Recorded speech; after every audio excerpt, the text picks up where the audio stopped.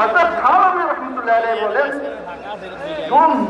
शराए को मकासद समझता है वो एक गुमराह है। तो এখন সাফ সাফ শরায়েকে মাকসাদ মনে করছে, মাকসাদ মনে করে সেটা বলতেছে এই কাজ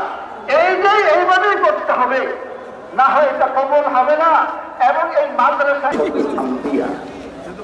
এই পৃথিবীতে নবীগণের বরিষ্ঠ উলামায়ে কেরাম সঙ্গত কারণে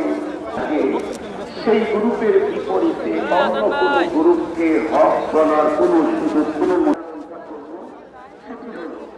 আমরা প্রত্যেকেই জানি, আমরা প্রত্যেকেই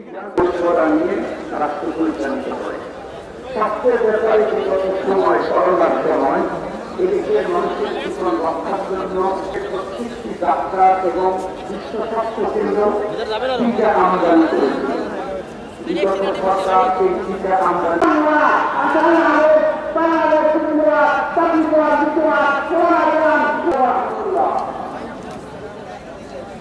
আমাদের বিশ্বের ভাব দেখাচ্ছি এই জায়গাটার এই দৃশ্যটা আমাদের বড়দের দিনে খুব আসল